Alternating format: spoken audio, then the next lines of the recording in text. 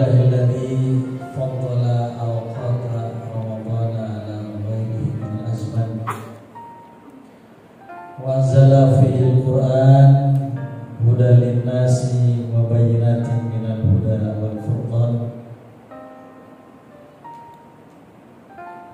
Ahmaduhu subhanahu wa ashkuruh. Asyhadu an la ilaha illallah wahdahu la syarika lah. Wa asyhadu anna sayyidana wa habibana Muhammadan abduhu wa rasuluh alladzi khassa Ramadana bima lam yakhassa bihi ghairuh.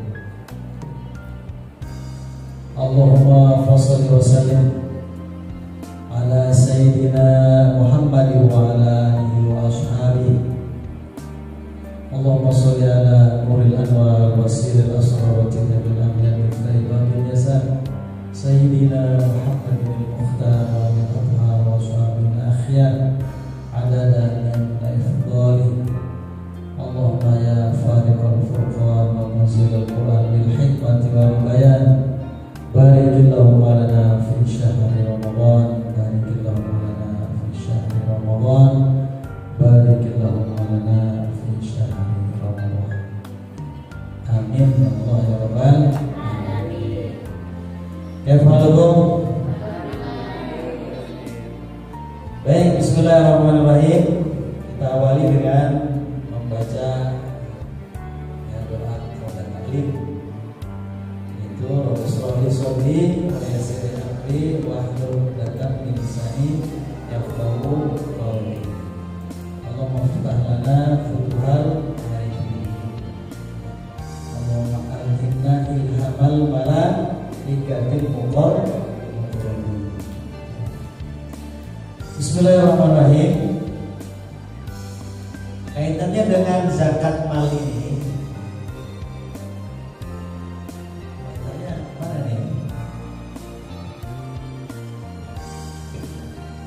di sana ada yang disebut dengan zakat nukun.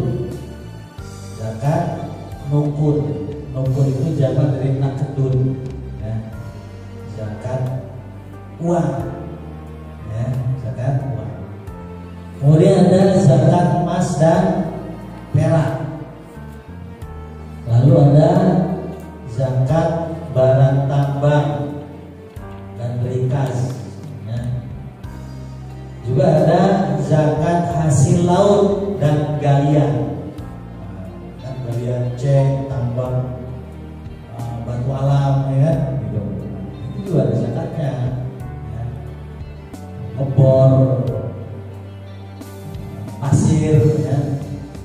Ngebor minyak di laut, atau minyak di gurun, pasir kalau di alam. Nah itu juga ada zakatnya. Itu dalam pertambangan.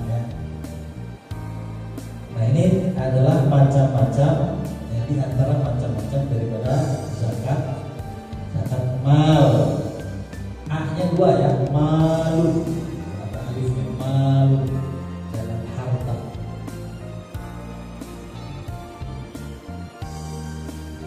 Nah sebelumnya boleh saya tanya, zakat ini termasuk rukun Islam yang keberapa?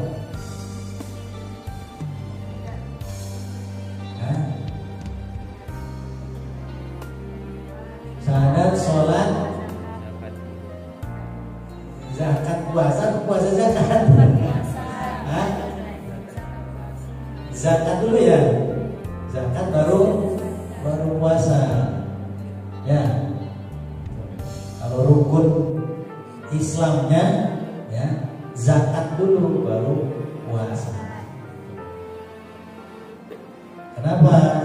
Karena zakat mal ini sebenarnya tidak ada hubungannya dengan puasa, ya.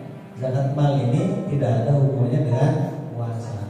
Yang ada hubungannya dengan puasa itu zakat fitrah. Nah yang diketahui, ya, secara umum di halayak itu zakat fitrah doang, ya kan? Nah, zakat mal ini jarang tersentuh dari saya bilang di awal, ya.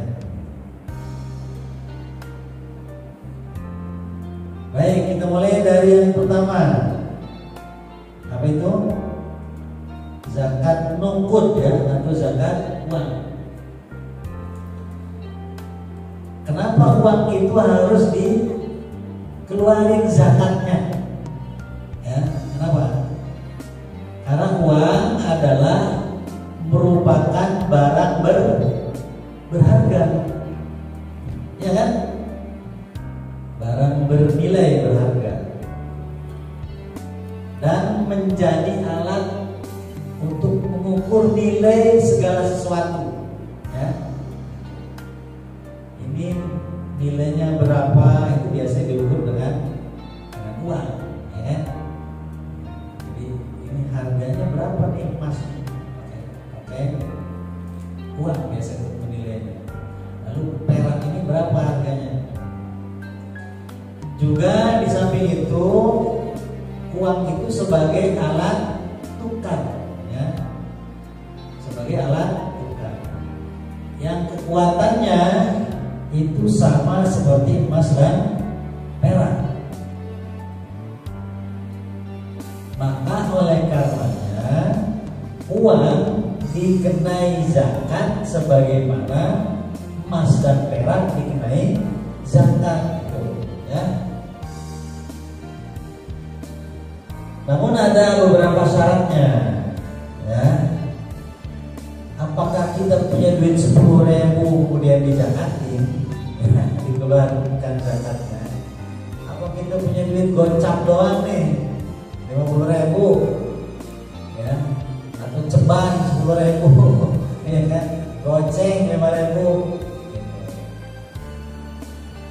atau punya duit cepet, ya. Lalu harus dikeluarin zakatnya. Nah, ada syarat-syaratnya.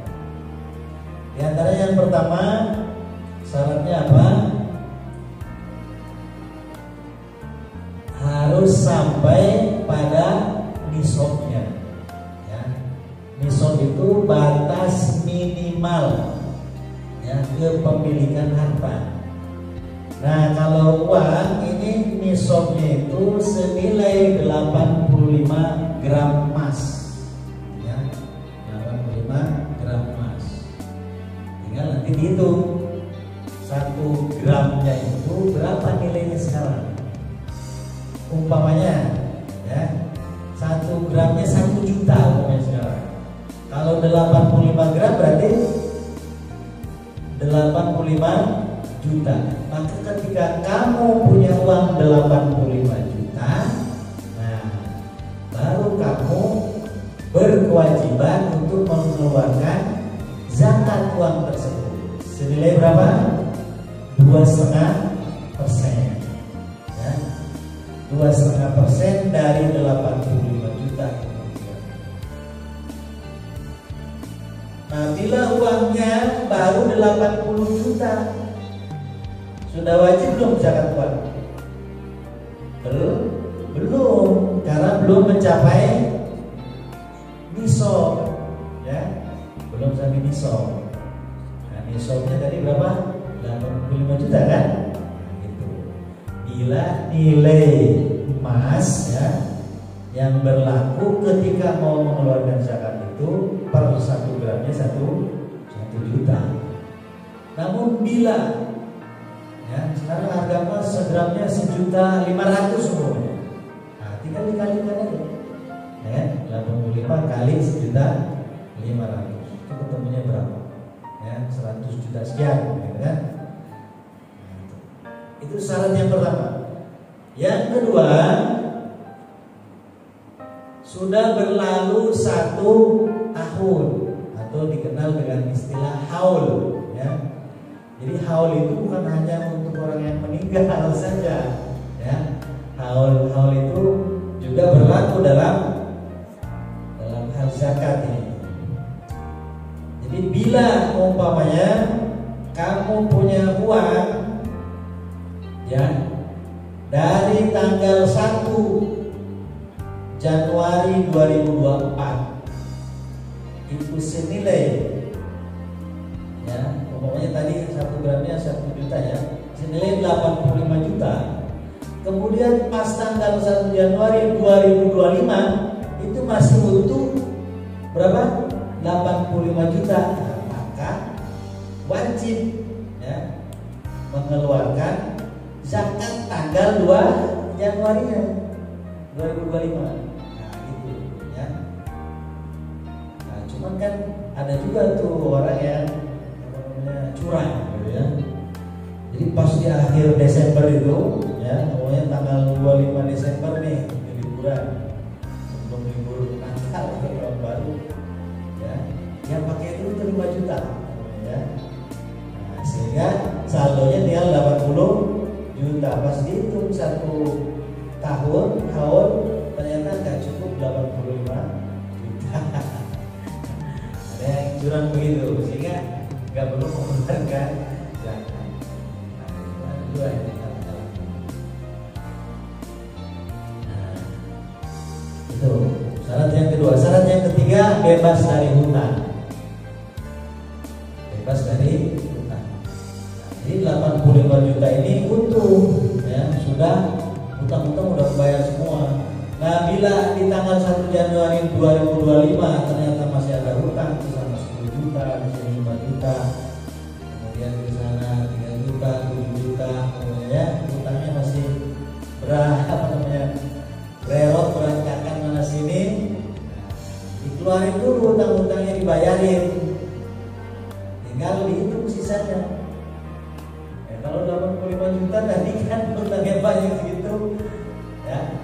Ya belum sampai juga di shopnya ya. Artinya hutang-hutangnya udah dikeluarin dulu, baru dinilai sisanya berapa. Bila sampai di shop, nah disitulah baru dikeluarkan zakat. Kemudian juga surplus dari kebutuhannya.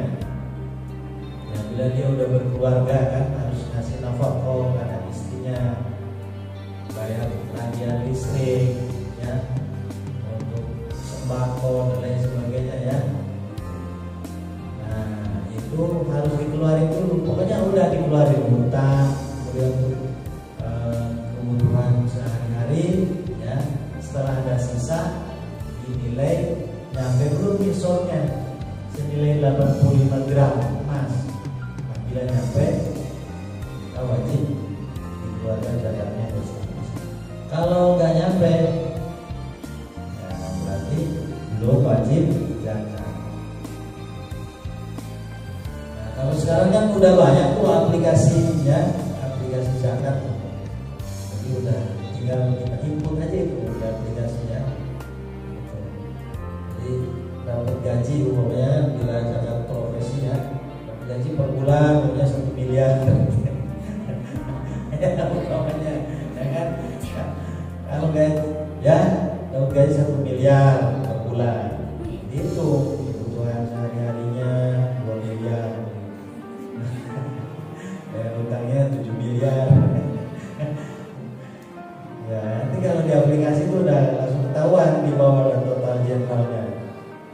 Ya, maka langsung ada keterangan Anda belum wajib membayar zakat karena hutang Anda terlalu miliaran. Ya jangan ketawa, orang gaji sebulan 1 miliar itu bagi orang lain biasa. Ya, pemain bola aja, ya, ada yang dibayar 1 bulan 10 miliar, ya, pemain bola. Ada pejabat itu miliaran gajinya. Gaji siluman itu ini banyak lagi. Baik ya.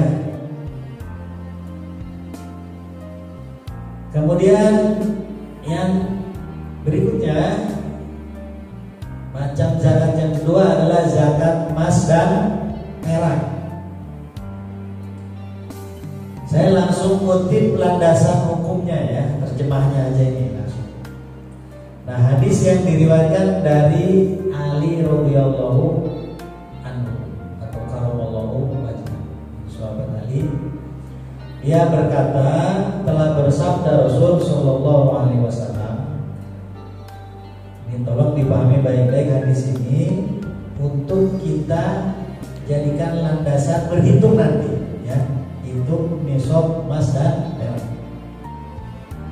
Jika kamu mempunyai 200 dirham dan sudah cukup setahun, berarti haul ya, udah haul, maka zakatnya adalah 5 dirham. 200 dirham punya zakatnya 5 dirham. Dan emas, kalau tadi kan perak ya, dan emas hanya dikenakan zakat bila sudah mencapai 20 dinar. Kalau dulu di Arab ya, mata uang itu zaman Rasul itu pakai dinar dirham berupa logam. Kalau mata uang emas disebut dinar, nah, kemudian mata uang perak disebut dirham. Nah, dulu tuh. Nah, bila punya mata uang untuk emas dirham, dinar, mata uang perak ya, dirham sebanyak 200 keping gitu ya, maka dia wajib mengeluarkan 5 kepingnya. Tapi kalau dia punya 20 dinar dan tentunya udah cukup 1 tahun, maka zakatnya hanya setengah dinar, ya, setengah dinar. Nah, setiap bertambah maka dengan hitungan tersebut tidak wajib zakat kecuali sampai cukup masa 1 tahun. Ini hadis diriwayatkan oleh Abu Daud. Nah, ini landasannya ya. Kita berhitung nanti nisab emas dan perak itu seberapa. Ini landasannya. Soalnya nanti kita akan cross check ya, beberapa tabel zakat yang dikeluarkan oleh beberapa lembaga. Kita cross check sesuai nggak dengan hitungan ini, gitu ya. Kita landasannya hadis ini, hadis Abu Daud ini. Jika punya 200 dirham, ya zakatnya 5 dirham. Jika punya 20 dinar, zakatnya 1/4 dinar. Nah, gitu. Baik, kita hitung. Tadi nisab emas berapa?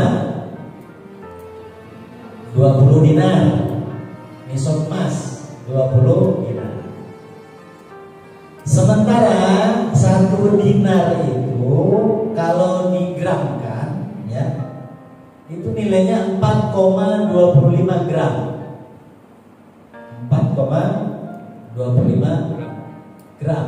Jadi 1 dinar sama dengan 4,25 gram. Nah, sehingga bila 20 dinar itu kita gramkan ya, berapa jadinya tuh? Ya tinggal kita hitung 20 kali 4,25 gram sama dengan berapa? 85 gram. Ya kan? 85 gram. Nah, jadi nisabnya emas berapa tuh? 85 gram. Ya. Nisabnya emas 85 gram. Dari mana 85 gram itu? Hitungan ini ketemunya dari mana? Dari itu 1 dinarnya 4,25 gram. Jadi kalau dibuat gramasi, dikonversi ke gramasi, 1 dinar itu sama dengan 4,25 gram. Coba kamu cek di Google, betul nggak? 1 dinar sama dengan 4,25 gram. 1 dinar berapa? 4,25 gram kan? Betul kan? Nah, ketambah Google juga sama tuh, 4,25 gram. Sehingga 20 kali 4,25 ketemunya 85 gram. Oleh karenanya bila ada tabel billion.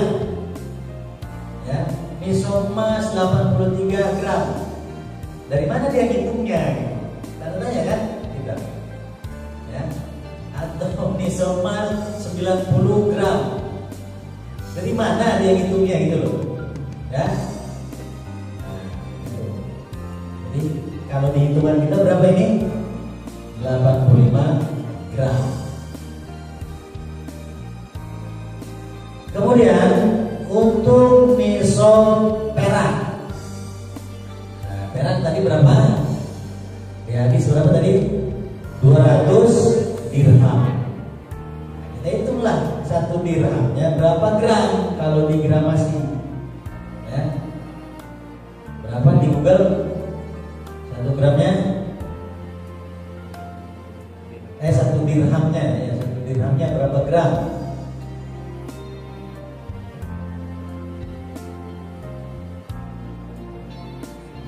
Dirham, bukan 1 dirham berapa? Berapa gram? 3,11.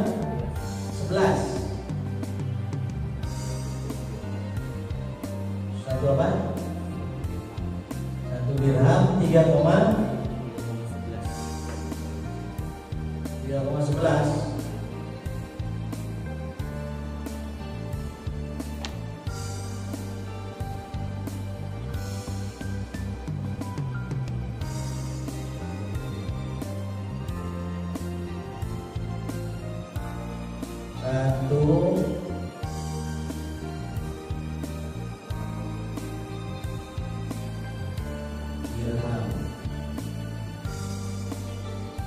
Dirham berapa gram?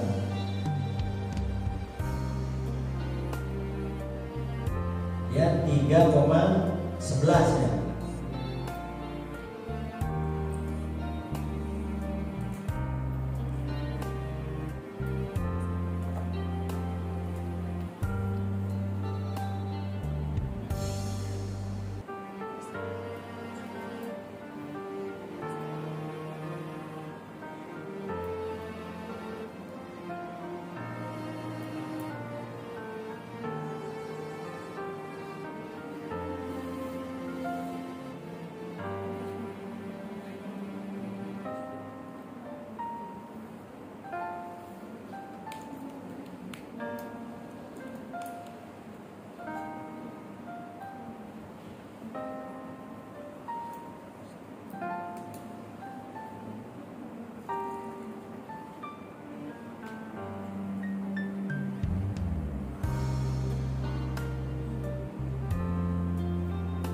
Nah, sekarang 200 kali 3,11 berapa tuh nilainya? 622 ya? 622. Nah, kita cross check. Ada juga hitungan yang 1 dirham 2,975. Kalau 2,975 kali 200 itu nilainya 595 gram. Jadi ada yang 595 gram, ada yang 622 gram. Kita cross check. Kemudian syaratnya ya, syarat zakat emas dan perak ini hampir sama ya dengan tadi, yaitu sampai nisab, berlalu 1 tahun, bebas dari hutang yang menyebabkan kurang dari nisab, lalu surplus dari kebutuhannya.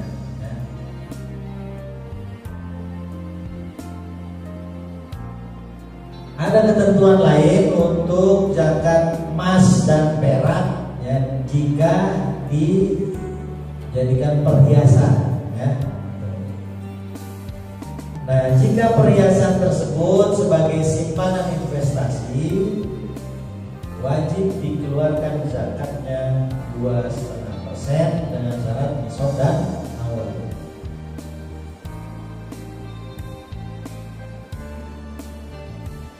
Perhiasan yang haram digunakan dan terbuat dari emas dan perak wajib dikeluarkan zakat. jika perhiasan tersebut untuk dipakai dan dalam batas yang wajar, ya, tidak dikenakan zakat. Seperti apa tuh? Ini apa namanya? Kalung, gelang, ya itu kan perhiasan perempuan, ya, anting, ya, atau ini apa? Gelang kaki itu, geng-geng, kayak di India itu ya. Nah, jika perhiasan itu dipakai tapi dalam batas yang wajar, ya, maka tidak wajib dikeluarkan zakatnya. Tapi jika berlebihan, ya, jadi gelangnya umumnya di sini ada 100 gram, ada 100 gram gelangnya, ya, kalungnya sekilo, emang kalungnya sapi ya, kalau kalung orang sekilo ya berat kan. Nah, jika berlebihan masuk kategori yang pertama tadi, ya, wajib dikeluarkan zakatnya 2,5%. Nah, nisabnya, ya, emas itu senilai tadi berapa? 85 gram, ya. Itu kaitannya dengan syarat emas dan perak jika berupa perhiasan. Kemudian berikutnya, zakat harta galian dan barang tambang. Nah, kalau ini landasan hukum dan kadarnya berdasarkan hadis dari Abu Hurairah, ya, bahwasanya Rasulullah SAW pernah bersabda, pada rikaz harta galian zakatnya 1/5, ya, 1/5 atau 20%. Ini menurut hadis Bukhari Muslim, ya, Sahihain. Nah, lalu apa sih rikaz itu? Ya, pengertian rikaz menurut jumhur ulama, rikaz adalah harta yang terpendam dalam perut bumi dari kekayaan masyarakat jahiliyah, ya. Harta yang terpendam dalam perut bumi. Jadi lagi nyangkul, ya, di sawah, tiba-tiba nemu emas karung. Nah, jumhur ulama membedakan antara barang tambang dengan rikaz, ya, antara yang pertambangan dengan rikaz.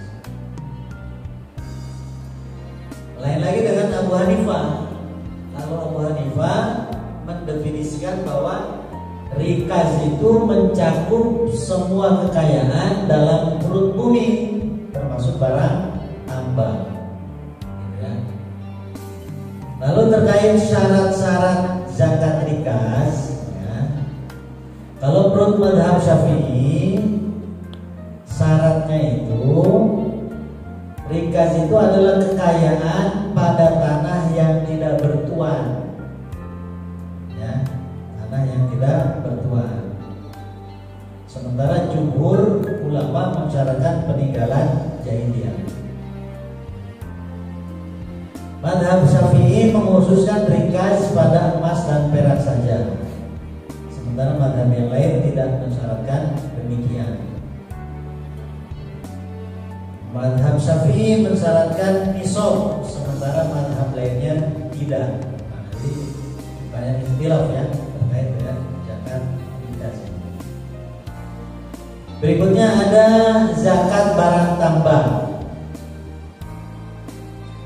Mazhab Abu Hanifah tidak membedakan antara rikaz dengan barang tambang, maka besarnya zakat adalah 20%.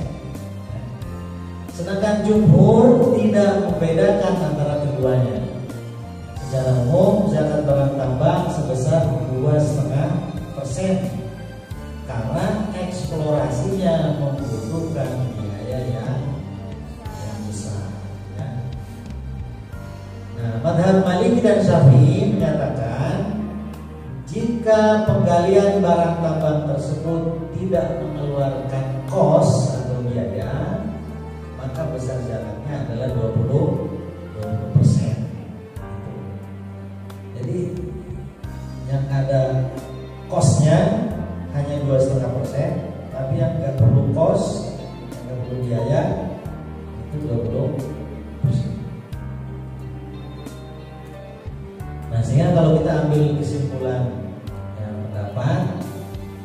zakat rikas berbeda dengan zakat barang tambang. Zakat barang tambang mencakup semua jenis, ya, baik padat maupun cair. Nah, kalau yang padat tambang batu bara, ya kan? Nah, jangan zakat. Yang cair tambang minyak, ya.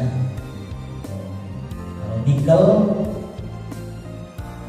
padat, ya kan? Zakat pertanian. Bila mengacu kepada hadis, ya, yang diriwayatkan oleh Muslim, zakat pertanian itu nisabnya 5 ausuk. 5 ausuk. Sebagaimana hadis dari Jabir dari Rasulullah SAW, tidak wajib bayar zakat pada kurma yang kurang dari 5 ausuk.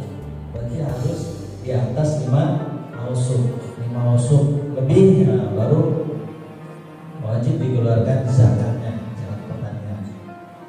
Ausuk itu jamak dari wasak, ya. 1 wasak itu 60 sok. Sedangkan 1 sok itu kalau di kilogram itu sejumlah 176 kilogram. Maka 5 wasak, ya, kalau kita hitung berarti 5 kali 60 kali 2,176, jadinya 652,8 kilogram. Nah ini nanti ini bisa kita pergunakan untuk menghitung, ya, zakat itu apa? Gabah, ya. Nah, gabah itu segini, 652,8 kilo. Intahina launa wa naftatim bil hamdalillah. Alhamdulillahirabbil alamin. Dan untuk dengan doa kafaratul majlis, subhanakallahumma wa bihamdika asyhadu an la ilaha illa anta wa astaghfiruka wa atubu ilaik. Ihdinas siratal mustaqim.